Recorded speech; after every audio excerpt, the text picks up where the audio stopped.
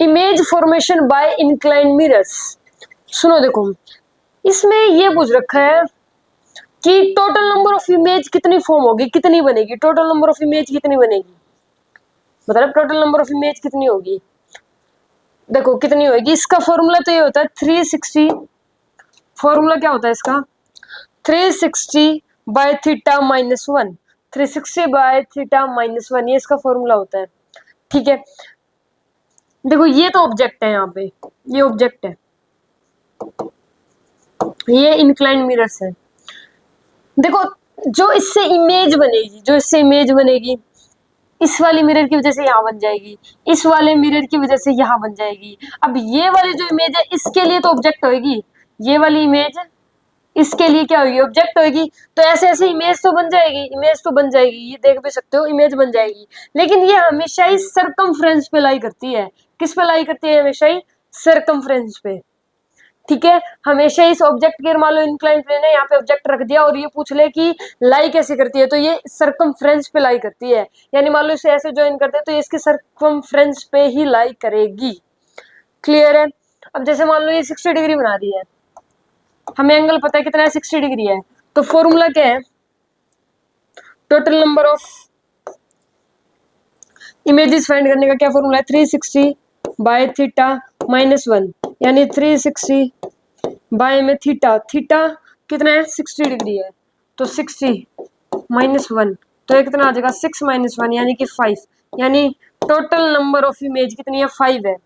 1 2 3 4 5, वैसे भी 5 है, काउंट भी कर सकते हो, कोई दिक्कत नहीं है। लेकिन अगर फाइंड करना चाहो तो फाइंड भी कर सकते हो, वैसे काउंट तो नहीं कर पाओगे क्योंकि ये बताएगा थोड़ी, ये तो इसमें दे रखी है कि ये दिखा रखी है, काउंट तो नहीं कर पाओगे, फॉर्मूला ही लगाना पड़ेगा। अच्छा ये 1 माइनस क्यों करते हैं, 1 माइनस इसलिए करते हैं क्योंकि एक तो इसका खुद का होता है, ये एक तो खुद ऑब्जेक्ट है, इसलिए माइनस करते हैं। एक ऑब्जेक्ट खुद है, इमेज तो 5 ही बनी है, एक ऑब्जेक्ट खुद होता है सरकमफ्रेंस पे, तो इसलिए इस ऑब्जेक्ट के लिए एक माइनस करते हैं, -1 करते हैं। ठीक है, तो टोटल नंबर ऑफ इमेज निकालने का, अगर इंक्लाइंड मिरर्स है, क्या है इंक्लाइंड मिरर्स है, और उस केस में आपको ये बोल दे कि टोटल नंबर ऑफ इमेजेस बताओ, तो इस केस में फॉर्मूला होता है 360 बाय थीटा माइनस 1। क्या फॉर्मूला होता है, 360 बाय थीटा माइनस 1। क्लियर है यहाँ तक। ठीक है, नेक्स्ट बढ़ते हैं।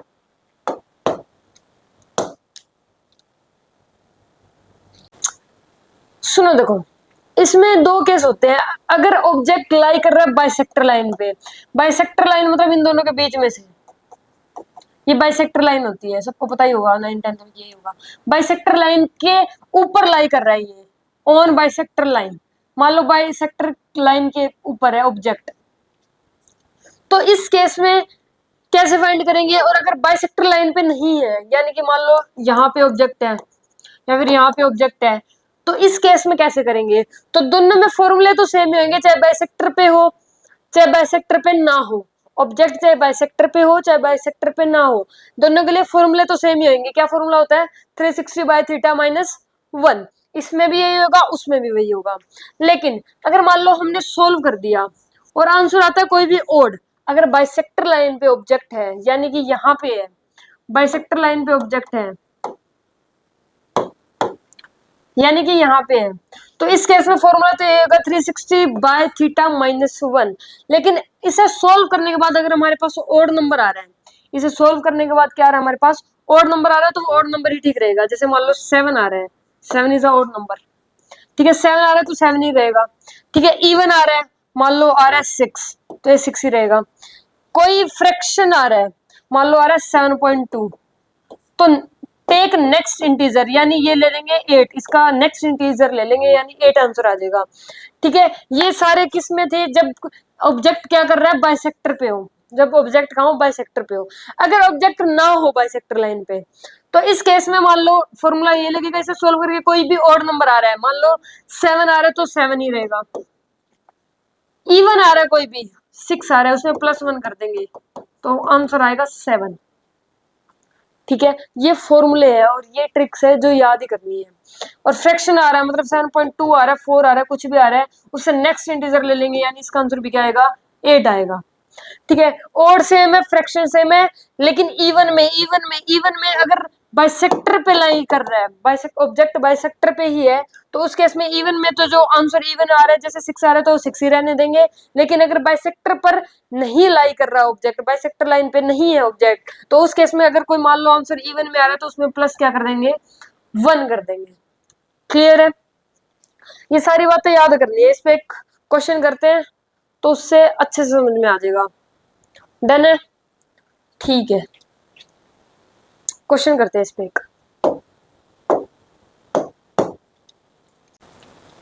अब ये क्वेश्चन है यहाँ पे, ठीक है, क्या बताना है? देखो, एक बार तो बताना है कि ऑब्जेक्ट लाई कर रहा है बाइसेक्टर लाइन पे, और एक बार बताना है कि ऑब्जेक्ट नहीं लाई कर रहा बाइसेक्टर लाइन पे, बाइसेक्टर लाइन पे। तो इस केस में आंसर क्या क्या होंगे? देखो, थीटा की वैल्यू 45 डिग्री। पहले ऑब्जेक्ट लाइंस, फॉर्मूला तो सेम ही होगा, चाहे लाई करो बाइसेक्टर लाइन पे चाहे लाई ना करो, फॉर्मूला तो सेम ही होगा। तो पहले एन निकाल लेते हैं। अगर थीटा 45 डिग्री है तो क्या होगा, 360 बाय में 45 माइनस 1, यही होगा। ठीक है, तो इसका आंसर कितना आएगा? 45 8 आएगा क्या? 8 माइनस 1 यानी कि 7। 7 क्या है हमारे पास?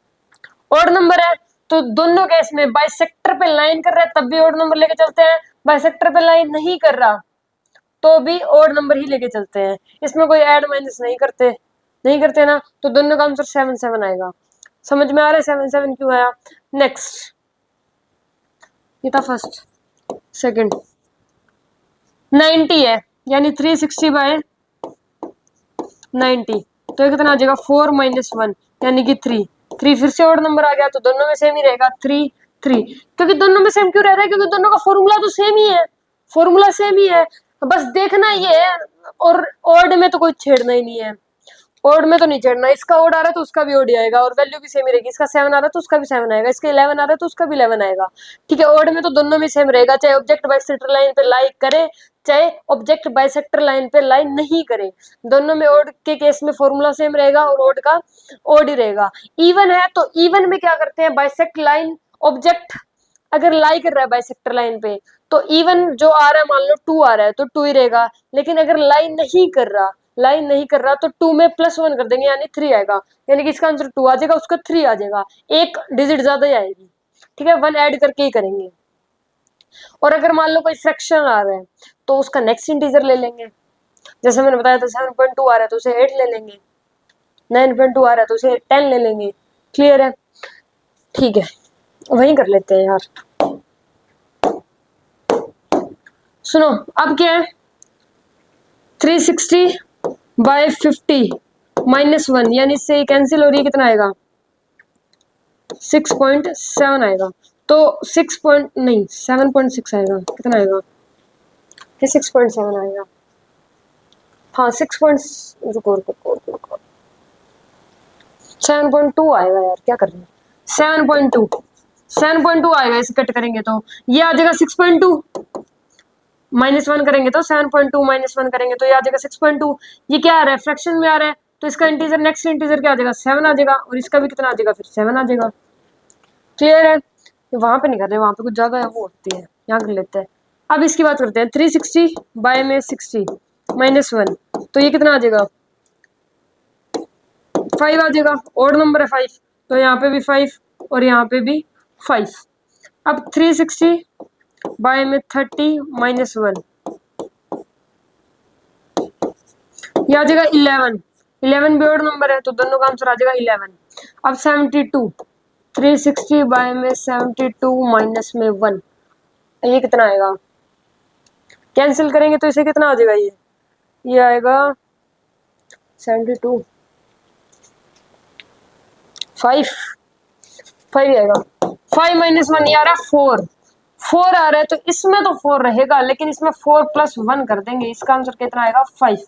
आंसर क्या आ जाएगा इसमें, 5 आएगा। 5 क्यों आ रहा है समझ रहे हो ना, 5 कैसे आया समझ गए ना, क्योंकि अगर ऑब्जेक्ट लाइन नहीं कर रहा बाइसेक्टर लाइन में और कोई हमारा आंसर इवन नंबर आ रहा है तो उस केस में 1 प्लस करते हैं, इसमें कुछ प्लस नहीं करते, लेकिन इसमें प्लस करेंगे। इसमें इवन नंबर आ रहा है तो इवन नंबर का इवन नंबर ही रहने देंगे, लेकिन इसमें 1 प्लस करेंगे अगर इवन नंबर आ रहा है तो।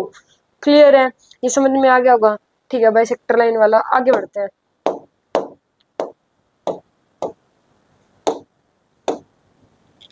Area of vision, area of vision क्या होता है?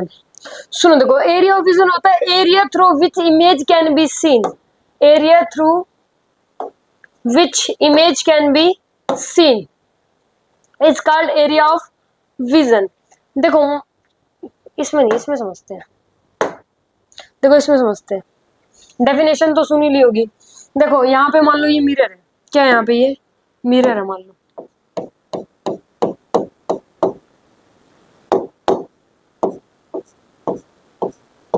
ठीक है जी, ये क्या है?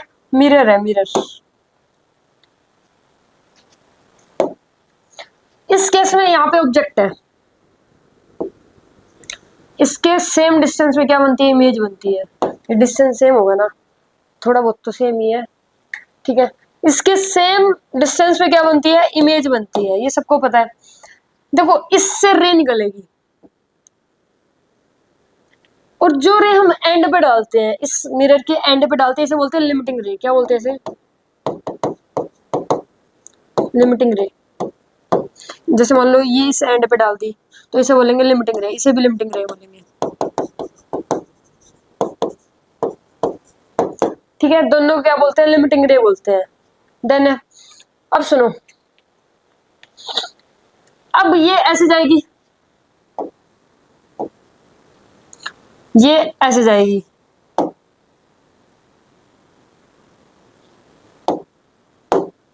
ऐसे जाएगी। ये मान लो यहाँ गई तो ये ऐसे जाएगी। ठीक है, मान लो एक सीधी जा रही है तो ये तो जैसे जाएगी वैसे वापस आ जाएगी। एक मान लो ऐसे गई तो ये ऐसे जाएगी, ऐसे जाएगी ना। और ये यहाँ पे ये ऐसे डॉट डॉट करके इससे मिला देंगे।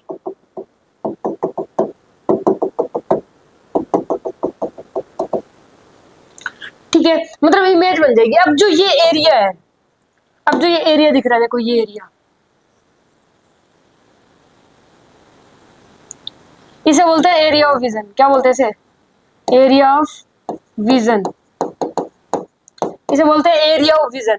अगर आप इस एरिया में हो तो आप इस इमेज को देख सकते हो। आप मान लो यहाँ पे हो, आप मान लो यहाँ पे हो, आपको इमेज दिख जाएगी, ये इमेज दिख जाएगी। मान लो यहाँ पे हो, इमेज दिख जाएगी। लेकिन मान लो अगर आप यहाँ हो, इस एरिया ऑफ विजन में से बाहर निकल गए तो इमेज नहीं दिखेगी, नहीं दिखेगी। आप मान लो यहाँ आ गए, ये इमेज नहीं दिखेगी। एरिया ऑफ विजन का मतलब ये है कि एक ऐसा एरिया जिससे हम क्या देख सके? इमेज देख सके। फिक्स ही होता है ना एक चीज को देखने का एरिया। अब मैं यहाँ से कैमरे को देख रहा हूँ तो ये फिक्स ही है। अगर मैं मान लो वापस इसके पीछे चला गया और मेरा फेस उधर है तो आप कैसे देख लोगे? कैमरा नहीं दिखेगा ना। तो एक फिक्स एरिया में खड़ा होना चाहिए ना। मैं इस कमरे से ही बाहर चला गया, रूम से ही बाहर चला गया, तो इस केस में कैसे दिखेगा? नहीं दिखेगा।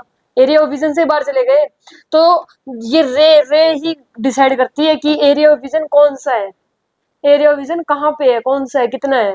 और अगर आप एरिया ऑफ विजन में नहीं हो, एरिया ऑफ विजन में नहीं हो तो इस केस में आपको नहीं दिखेगी इमेज। इसके लिए जरूरी है कि आप एरिया ऑफ विजन में रहो। क्लियर? इसका मतलब ये होता है, यही होता है area of vision. Area of vision यही होता है, area through which image can be seen. ये लिमिटिंग रे होती है जो इस, मान लो ये ऐसे है ना,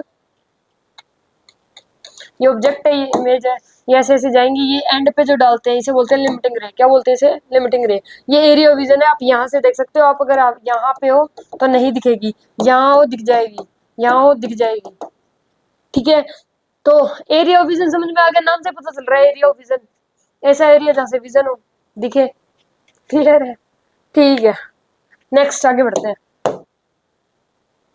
अब देखो, अब ये वाला बन जाएगा, ये वाला एरिया ऑफ विजन बन जाएगा। यहाँ पे ऑब्जेक्ट है, ये ऐसे ऐसे जा रही है, इसे पीछे डॉटेड ऐसे करने के जोड़ देंगे तो इस केस में ये एरिया ऑफ विजन बन जाएगा। तो इस एरिया ऑफ विजन में अगर आप हो तो इस केस में इमेज दिख जाएगी, अदरवाइज नहीं दिखेगी। ठीक है, इसे क्या बोलते हैं, एरिया ऑफ विजन बोलते हैं। एक ऐसा एरिया जहां से हमें क्या दिख जाए, इमेज दिख जाए। क्लियर है, इजी है ना ये तो।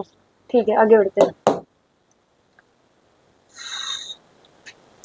अब सुनो, देखो ऑब्जेक्ट यहाँ है, इमेज यहाँ है। ऑब्जेक्ट कहाँ है, यहाँ पे है, और इमेज यहाँ पे है। तो इस केस में एक एंड पे ऐसे डाल दी, ये ऐसे जाएगी, एक एंड पे ऐसे डाल दी, ये ऐसे जाएगी, और ये ऐसे जाएगी। लिमिटिंग रेस डाल दी। अब बाकी सारी क्या होती है, इन दोनों के बीच में होती है। बाकी सारी जो रेस होती है वो इन दोनों के बीच में ही होती है। जो ये दो एंड पे डाल दी उनके बीच में होगी, वैसी बात है। अगर हमने एंड पे डाल दी तो उनके बीच में होगी। तो इस केस में इमेज ये ऐसे बनेगी, यहाँ बनेगी इमेज। अब अगर आप इस एरिया में हो, अब एरिया विजन तो इधर बनेगा, नीचे थोड़ी बनेगा ना, इधर बन रहा। तो अगर आप इस एरिया में हो तो दिखेगी। अगर आप यहाँ पे भी हो ना तो आपको ये वाली इमेज नहीं दिखेगी, इसमें खड़ा होना जरूरी है तभी वो दिखेगी। तो कई कई बार ऐसा भी होता है कि ऑब्जेक्ट को खुद अपनी इमेज नहीं दिखती, ऑब्जेक्ट को अपनी इमेज नहीं दिखती। ऑब्जेक्ट यहाँ है, अगर आप यहाँ होगे तभी इमेज दिखेगी, ऑब्जेक्ट को अपनी इमेज नहीं दिख रही। ठीक है, तो एरिया ऑफ विजन का मतलब ये है कि इस एरिया में ही आना जरूरी, इस एरिया में ही आना पड़ेगा, जरूरी है इस एरिया में आना, तभी आपको ये इमेज दिख पाएगी। क्लियर है, ठीक है। तो ये तो समझ गए हो गए एरिया ऑफ विजन का मतलब। तो नेक्स्ट आगे चलते हैं। Find patch length on ground. Patch length बतानी है, ये होती क्या है, अजीब सी लेंथ है, होती क्या है ये। सुनो देखो, ये ऑब्जेक्ट है, मतलब सोर्स मान लो या ऑब्जेक्ट मान लो, कुछ भी मान लो। ये क्या है, ऑब्जेक्ट। ठीक है, अब देखो यहां से रेज आएगी, कुछ तो ऐसे ग्राउंड पे चली जाएंगी सीधी, कुछ ऐसे टकरा के, मिरर से टकरा के ऐसे जाएंगी। ठीक है, मिरर से टकरा के जाएंगी ना, ऐसे जाएंगी। ठीक है, तो मान लो ये यहां से लेके और यहां तक, ये मान लो एल लेंथ है ये। इन इस लेंथ में, इस एल लेंथ में, ये जो पूरी जो ये रेज आई है, रेज जो आई है, इस लेंथ को बोलेंगे यहां से लेके यहां तक। इस जो ये लेंथ है इनकी, इनके जो टकराने की जो लेंथ है, मान लो यहाँ से लेके यहाँ तक टकराई है, तो इतनी लेंथ में टकराई है ना, ये इतनी लेंथ में टकराई है। तो इस लेंथ को ही बोलते हैं पैच लेंथ। क्या बोलते हैं इस लेंथ को ही, पैच लेंथ। मतलब ग्राउंड से कितनी टकरा रही है उनकी लेंथ बतानी है। ये ग्राउंड से टकरा रही है, ये कितने लेंथ पे टकराई है वो बताना है बस। ठीक है,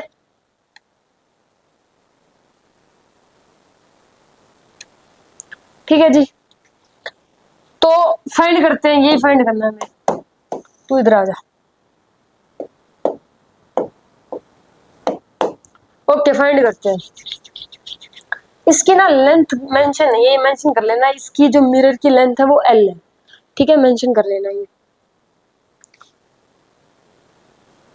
देखो मिरर को ऐसे आगे लेके जा सकते हैं।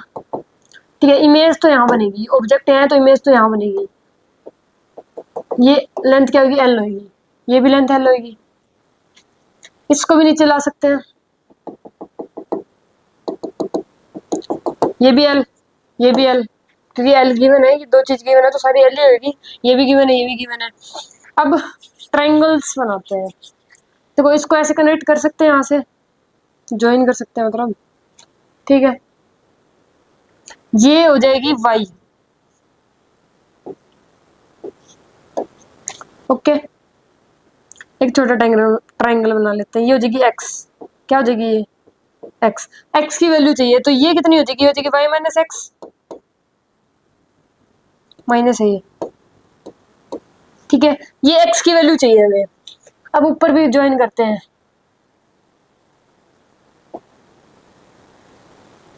ज्वाइन ना करें तो बात बनेगी नहीं, तो ज्वाइन तो करना ही पड़ेगा।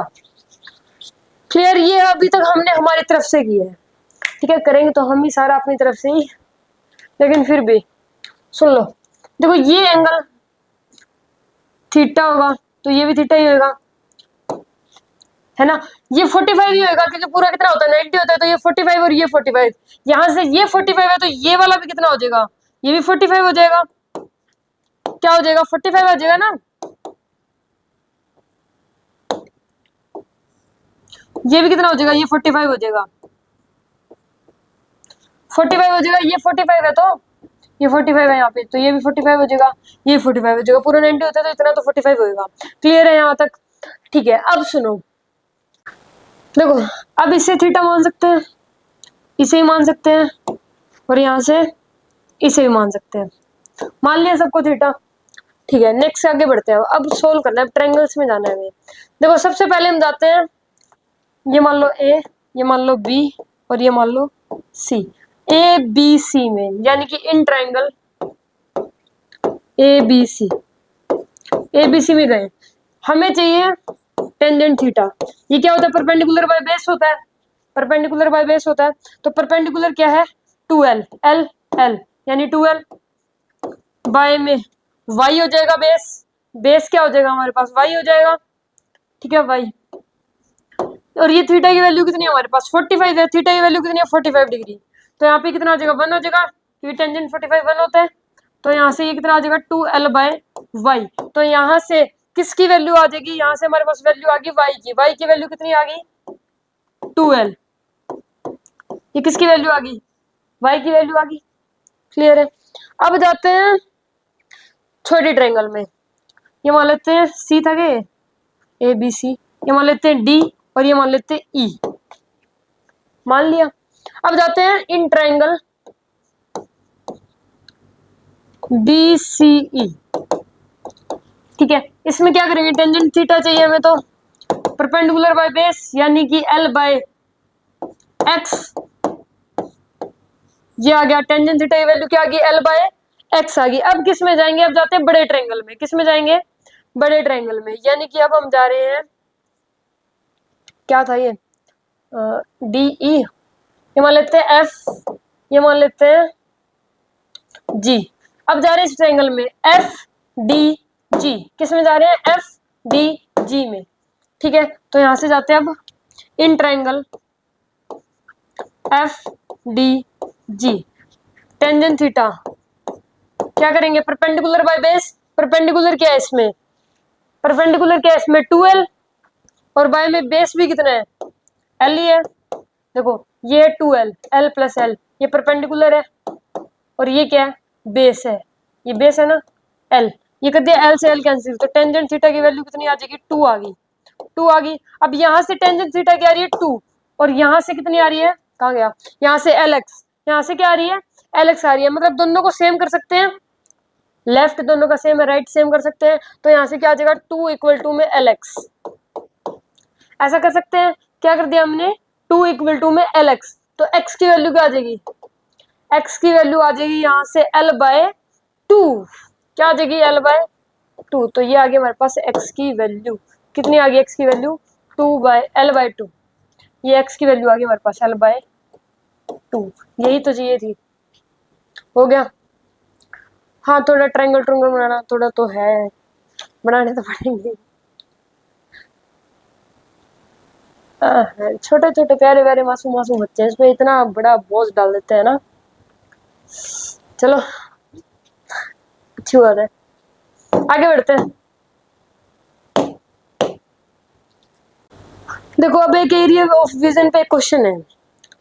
A point source of light B is placed at a distance L in front of the center of a mirror of width D hang vertically on a wall। इसे छोड़ो यार, छोड़ो, ऐसे इसमें समझ लेते हैं। देखो यहाँ पे ये ऑब्जेक्ट है, यहाँ पे ये क्या है?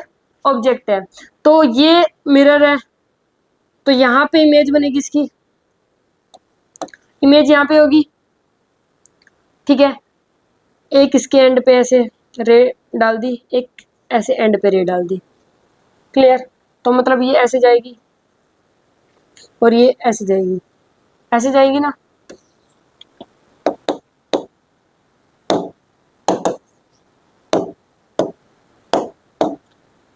यहाँ तक ठीक है, मतलब ये ऐसे यहाँ पे ऐसे कनेक्ट हो जाएगी, और फिर ये यहाँ पे ऐसे हो जाएगी। डन। एक ऐसे भी जाएगी, ये जाएगी ना, ये वाला एंगल मान लो थीटा है, और ये भी क्या हो जाएगा? थीटा ही होएगा, थीटा ही होएगा। ठीक है, अब देखो ये ऐसे जाएगी, बाकी सारी इसके बीच में होती है, यहाँ तक तो पता ही है हमें। अब सुन लो, अब क्या करेंगे हम?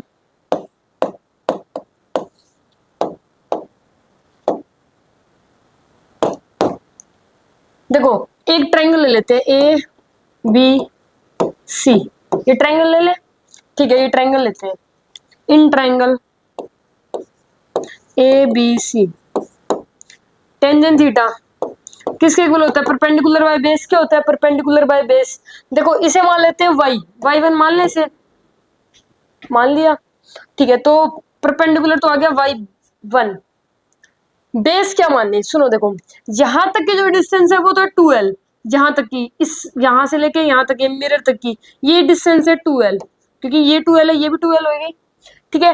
देखो अब ऑब्जेक्ट और मिरर के बीच की डिस्टेंस है l, ऑब्जेक्ट और मिरर के बीच की डिस्टेंस क्या है l, तो जो इमेज बनेगी ऑब्जेक्ट की, जो इमेज बनेगी ऑब्जेक्ट की, उसकी भी डिस्टेंस क्या होगी, सेम ही होगी, उसकी डिस्टेंस भी सेम ही होगी। अगर मान लो ये l पे है, ऑब्जेक्ट मिरर से l डिस्टेंस पे है, तो इमेज भी मिरर से l डिस्टेंस पे ही होएगी, मानते हो, क्योंकि दोनों सेम, दोनों की डिस्टेंस सेम होती है, दोनों सेम डिस्टेंस पे होते हैं, ठीक है, ओके।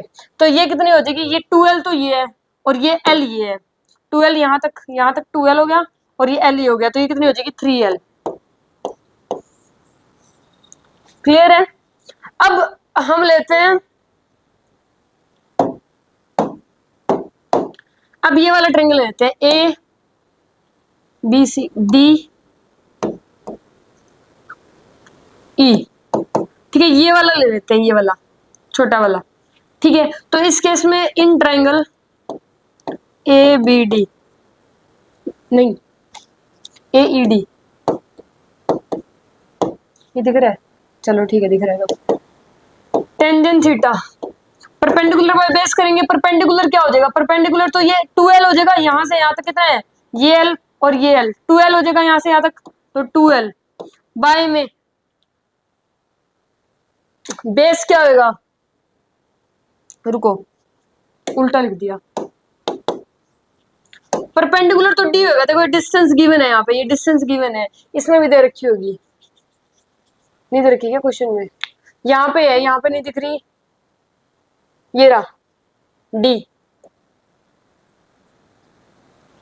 ठीक है, मतलब मिरर की है तो ये d है, तो परपेंडिकुलर तो है d, बाय में बेस कितना है 2l, तो यहां से ये देखो लेफ्ट वाला सेम है, टेंजेंट थीटा है, तो राइट वाला हम सेम कर सकते हैं, तो ठीक है करते हैं, ये क्या हो जाएगा y1 बाय 3l इक्वल में क्या कर दें d बाय 2l, l से l कैंसिल, y की वैल्यू क्या आ जाएगी 3d बाय 2, ये आगे टोटल कैसे निकालेंगे, ये तो इसकी आई है, सिर्फ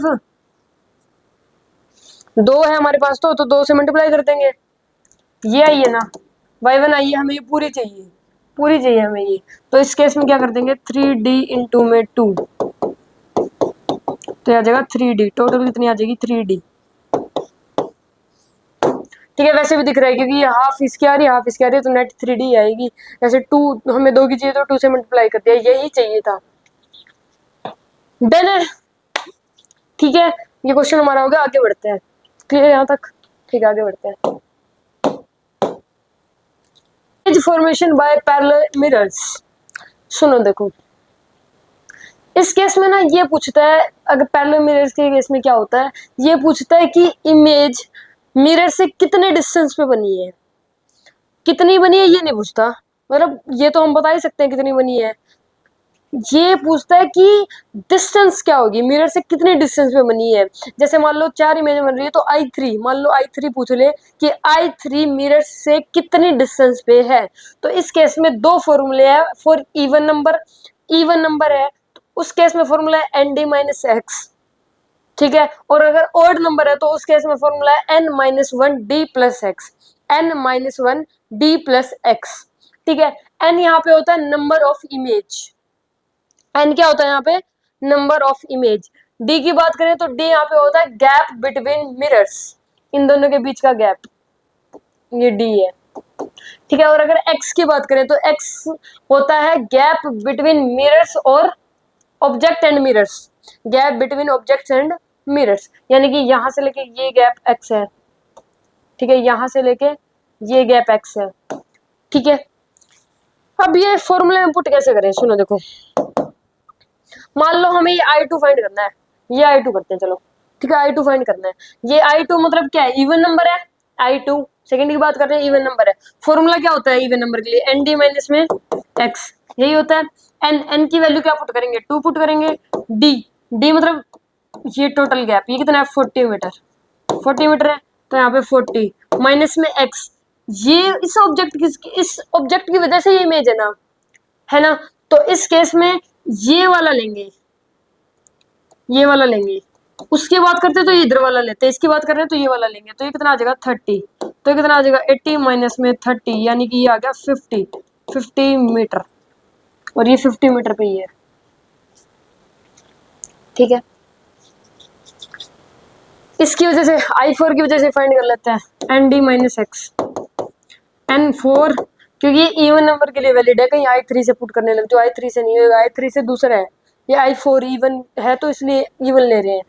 D 40 माइनस में x कितना लेंगे, अब x ये लेंगे 10 मीटर, तो ये कितना आ जाएगा 160 माइनस में 10, यानी कि आ रहा है 150 मीटर, ये आ गया 150 मीटर, क्लियर है। अब इवन नंबर की बात कर लेते हैं। इवन नंबर का फॉर्मूला क्या होता है, n minus 1 D plus X, n minus 1 D plus X for odd number, sorry odd number. Even number के लिए तो था N D minus X, odd number के लिए n minus 1 D plus X. Okay, I3 की बात कर लेते हैं। I3 n कितना है 3 माइनस 1, डी वही रहेगा 40 प्लस में x ये वाला लेंगे 10, तो ये कितना आ जाएगा 2 इंटू 40 प्लस 10, यानी आ जाएगा 80 प्लस 10, यानी ये आ गया 90 मीटर, तो 90 मीटर। ऐसे हम इन दोनों फॉर्मूले की हेल्प से हम क्या कर सकते हैं, डिस्टेंस बता सकते हैं कि इमेज मिरर से कितनी डिस्टेंस पे है, ठीक है, डिस्टेंस फाइंड कर सकते हैं, क्लियर है। और जितनी जितनी इमेज होगी हम सबकी फाइंड कर सकते हैं। ओके, आगे बढ़ते हैं।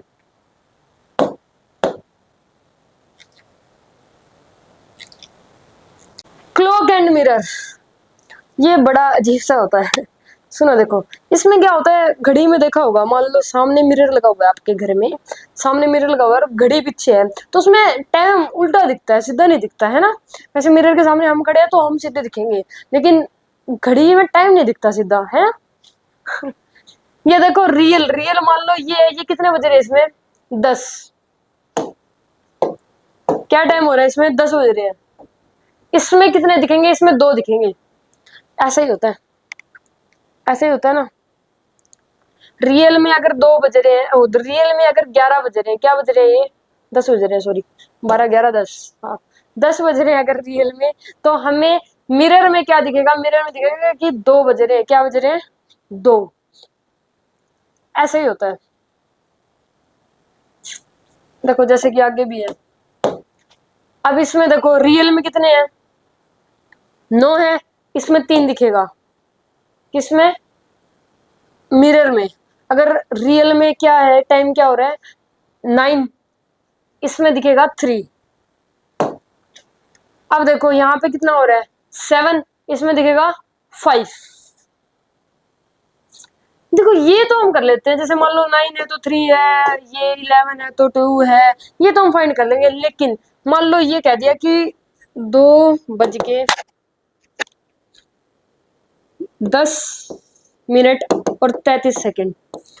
ये है रियल। मिरर में बताओ क्या दिखेगा, तो कैसे करेंगे। देखो 12 बजे को रुक जाओ, ये रहा ऊपर दे तो रखा है। 12 ओ क्लॉक को ये लिख सकते हैं, क्योंकि यहाँ पे 60 हो जाएगा, यहाँ पे भी हो जाएगा, ये 12 बज जाएंगे, ये लिख सकते हैं ना 11:59 60। 12 को ऐसे लिख सकते हैं ना, ये 60 हो गया तो ये भी 60 हो जाएगा, अब फिर ये 12 बज जाएंगे, ऐसे लिख सकते हैं। तो अगर मान लो ऐसा पूछ ले कि ये रियल में है, इमेज में बताओ, तो इस केस में से इस वैल्यू में से रियल वाला माइनस कर दो, यानी कि 11:59 60, इसमें से इस वैल्यू में से माइनस कर दो जो रियल वाली है। क्या है रियल वाली 2:10:33, तो ये कितना आएगा 7 2 9 4 और ये कितना आएगा 9।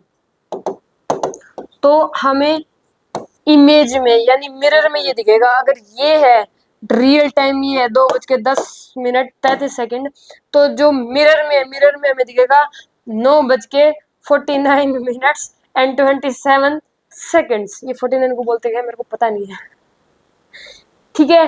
तो सिंपल सा तरीका है, अगर इस टाइप में पूछ ले तो इस टाइप में सिर्फ इसमें से माइनस करना है, इसमें से माइनस कर दो, आ जाएगा कि इमेज में क्या दिखेगा, ठीक है।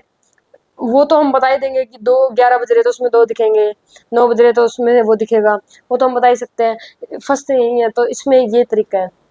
क्लियर है, डन है यहाँ तक? ओके, आगे बढ़ते हैं।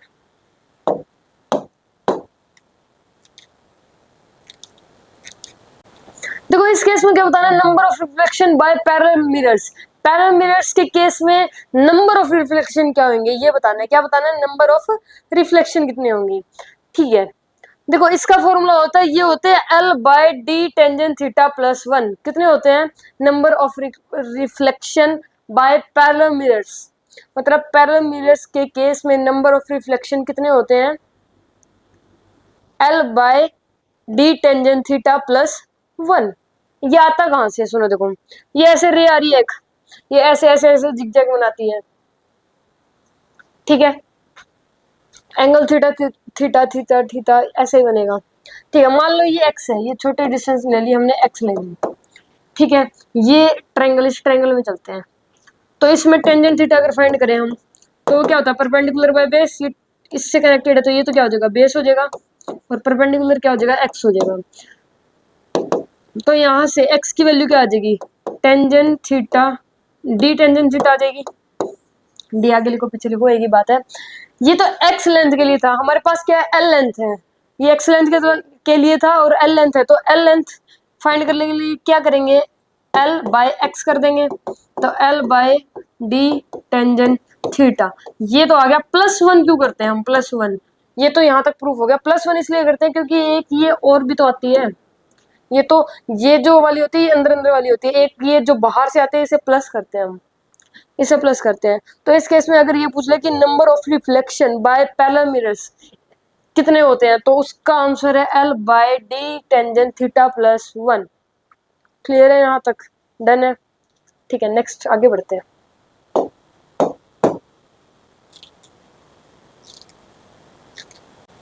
देखो अगर हम ये चाहते हैं कि मिरर में हम पूरे दिख जाएं, मतलब मिरर को, इसमें 2 चीज पूछता है कि एक तो मिरर की हाइट कितनी ले, मिरर की हाइट कितनी ले, दूसरा कि उसे शिफ्ट कितना करे, पैर से लेके शिफ्ट कितना करे, ग्राउंड से लेके शिफ्ट कितना करे। तो इस केस में कि उसे कितना शिफ्ट करे और उसकी हाइट कितनी हो, ताकि हम अपना पूरी बॉडी देख सके मिरर में, है ना। तो इस केस में पता है, जो मिरर चाहिए वो चाहिए h/2 का, और जो शिफ्ट चाहिए एल लिख लो यहाँ पे, शिफ्ट चाहिए वो चाहिए L/2 की। अब ये LH क्या है? H तो होती है यहाँ से लेके अपने बिल्कुल टॉप से लेके और यहाँ तक, ये होती है H। तो मिरर तो चाहिए h/2 का, यानी ये मिरर ले लिया, ठीक है। h/2 का, ये H यहाँ से यहाँ तक लेते हैं, या इस H की बात करते हैं, ऐसे पूरे टॉप से लेके ये पूरा यहाँ तक, इस H की बात करते हैं।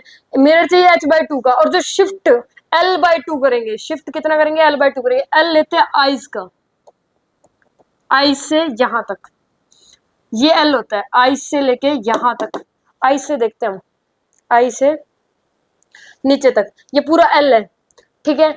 तो ये जो इसे शिफ्ट करना है वो कितना करना है? L/2 करना है। ये मतलब हाफ हो गया, तो ये L/2 क्या कर दिया? शिफ्ट कर दिया। तो इस केस में अगर आप ये ऐसे कर लेते हो, H जो इसकी हाइट ले लेते हो h/2 और इसे शिफ्ट भी कर देते हो L/2, तो इस केस में आप पूरी अपनी इमेज देख पाओगे, ठीक है। कितना रिक्वायर्ड मिरर चाहिए? h/2 का, और शिफ्ट कितना करना है? L/2। शिफ्ट कितना करना है? L/2। तो इस केस में क्या करेंगे? देख पाएंगे हम, ठीक है जी, ठीक है। तो पहली बुकलेट है ना, पार्ट फर्स्ट ही चल रहा है ना अभी, इसलिए इजी और जल्दी जल्दी हो रहा है।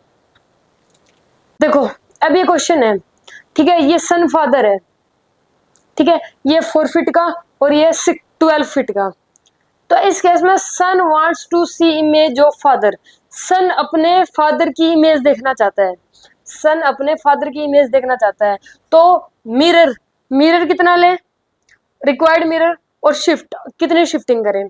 तो इस केस में ये देखना चाहता है ना फादर की इमेज, सन देखना चाहता है फादर की इमेज, तो इस केस में क्या करेंगे, एच ये लेंगे क्योंकि ये इनकी इमेज देखना चाहता है ना, तो एच ये लेंगे, तो एच बाय 2, एच इनकी कितनी है 12 फीट है, तो यह जगह 12/2 यानी कि 6 फीट का क्या चाहिए इसे, मिरर चाहिए। और शिफ्ट, शिफ्ट कितने करेंगे, शिफ्ट में क्या करते हैं L/2 करते हैं, और L/2 कितना आता है, L/2 तो ये पूरा ही लेना पड़ेगा, टॉप से होता ना, तो ये कितना हो जाएगा 16, 16/2 कितना आ जाएगा 8, तो ये कितना आ जाएगा 8 फीट। क्लियर है। अब father wants to see image of both, father दोनों की इमेज देखना चाहता है, खुद की भी और सन की भी, तो खुद की सन की देखना चाहता है तो एच क्या लेंगे, दोनों का लेंगे, क्योंकि दोनों की देखना चाहता है, तो दोनों का एच मिला के कितना हो जाएगा 16 हो जाएगा, 16/2, तो ये कितना आ जाएगा, ये आ जाएगा 8 फीट। और शिफ्ट कितना करेंगे, ये अपनी आंखों से देखेगा ना, ये देखना चाहता था तो यहां से लेके यहां तक ग्राउंड तक किया, आंखों तक जो देख रहा है उसकी आंखों तक जाना है हमें। ये सन देख रहा था तब ग्राउंड से लेके सन की आंखों तक गए, तभी तो यहाँ पे कितना है 8 फीट आया। अब ये फादर देख रहे हैं तो ग्राउंड से लेके फादर की आंखें तक चलेंगे, तो ये कितना आ जाएगा L/2, यानी ये कितनी हो जाएगी, ये L हो जाएगी, L/2 यानी 12/2 यानी ये कितनी आ जाएगी 6 फीट। क्लियर है। अब son wants to see image of both, तो इसका भी 8 फीट आएगा, दोनों में 8 फीट आएगा क्योंकि सन देख रहा है। कैसे आया 8 फीट, सुन लो, देखो ये देख रहा है एच पूरी लेंगे, ये फादर क्या सन देख रहा है, एच पूरी लेंगे तो क्या देगा, ये 16/2 यानी 8 फीट का मिरर चाहिएगा। और अगर शिफ्ट की बात करें, किसकी बात करें, शिफ्टिंग की बात करें, तो इसकी मिरर, इसकी आईज से लेके ग्राउंड तक देखना है, तो ये भी पूरा कितना होगा, ये भी 60 फीट ही होगा, ये भी कितना होगा 60 फीट ही होगा, 16, तो ये भी 8 फीट आ जाएगा। क्लियर है। ठीक है, नेक्स्ट, नेगलेक्ट द लीनियम ने थिकनेस क्यों लेंगे हम। ठीक है, नेक्स्ट आगे बढ़ते हैं।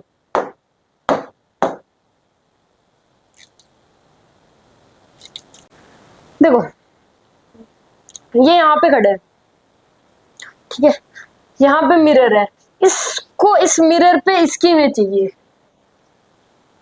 जैसे कि देखो मान लो एक रूम है, आप रूम के अंदर खड़े हो, पीछे वॉल है, आगे मिरर चाहिए ताकि वो वॉल पूरी दिख जाए। क्या बोला मैंने, आगे मिरर चाहिए कि वो वॉल पूरी दिख जाए, तो इस केस में क्या करेंगे, तो उस केस में रिक्वायर्ड मिरर की वैल्यू क्या होगी और शिफ्टिंग कितनी करनी है, ये क्वेश्चन है। तो इस केस में रिक्वायर्ड मिरर की वैल्यू होती है H/1 + Y/X और शिफ्ट की वैल्यू होती है L/1 + X/Y। समझ में आया। देखो देखो ये इससे करके दिखाते हैं। देखो ये x है, इन दोनों के बीच की डिस्टेंस कितनी है, x है, तो इन दोनों के बीच की डिस्टेंस भी कितनी होगी, x होगी। तो पहले रिक्वायर्ड में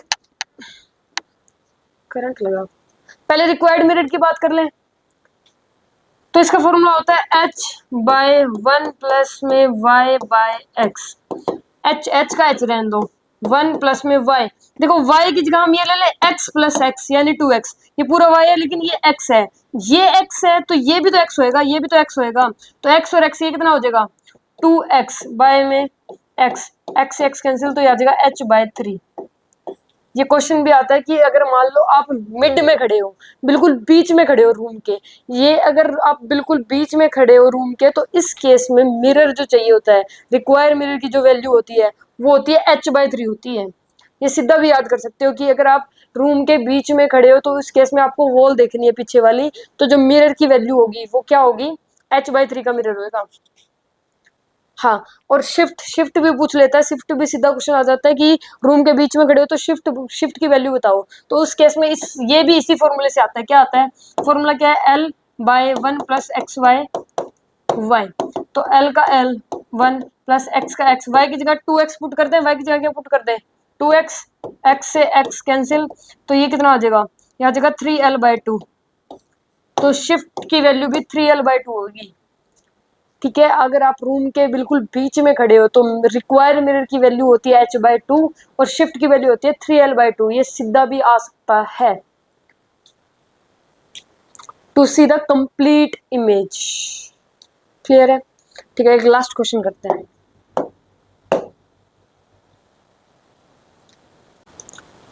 सुन लो लास्ट क्वेश्चन।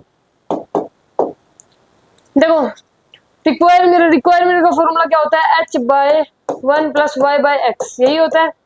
h की वैल्यू ये होती है 6 फीट, 6/1/y की वैल्यू है ये 20, बाय में x की वैल्यू है 10। तो ये कितना आ जाएगा? ये आ जाएगा 6/3, यानी कि ये आ गया 2। ठीक है, ये कितना आ गया? 2। क्लियर? अब बात करते हैं शिफ्ट की। शिफ्ट का फॉर्मूला क्या होता है? l/1 प्लस में x/y। एल की वैल्यू ये वाली होती है, ये पीछे मेंशन भी है कि इसकी वैल्यू एल लेके चलते हैं। ठीक है, 4/1 प्लस x की वैल्यू है 10, यहाँ पे आ जाएगा 20, तो ये आ जाएगा 1/2।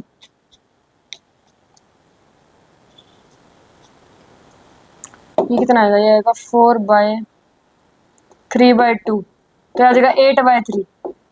8/3।